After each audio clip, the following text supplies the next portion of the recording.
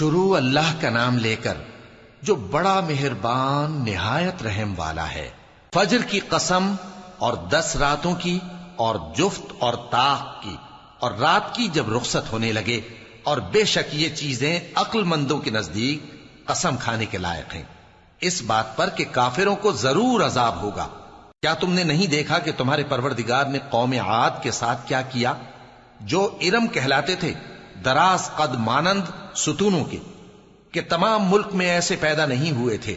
اور سمود کے ساتھ کیا کیا، جو وادی قرا میں چٹانیں تراشتے تھے؟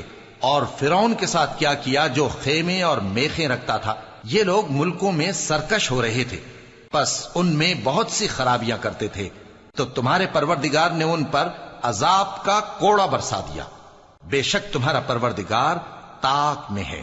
مگر انسان عجیب مخلوق ہے کہ جب اس کا پروردگار اس کو آزماتا ہے کہ اسے عزت دیتا اور نعمت بخشتا ہے تو کہتا ہے کہ میرے پروردگار نے مجھے عزت بخشی، اور جب دوسری طرح آزماتا ہے کہ اس پر روزی تنگ کر دیتا ہے تو کہتا ہے کہ میرے پروردگار نے مجھے ذلیل کیا۔ یوں نہیں، بلکہ تم لوگ یتیم کی خاطر نہیں کرتے اور نہ مسکین کو کھانا کھلانے کی ترغیب دیتے ہو، اور میراث کے مال کو سمیٹ کر کھا جاتے ہو، اور مال کو بہت ہی عزیز رکھتے ہو۔ یوں نہیں، جب زمین کوٹ کوٹ کر برابر کر دی جائے گی اور تمہارا پروردگار جلوہ فرما ہوگا اور فرشتے قطار در قطار آ جائیں گے اور دوزخ اس دن سامنے لائی جائے گی، تو انسان اس دن سوچے گا، مگر اب سوچنے سے اسے فائدہ کہاں مل سکے گا؟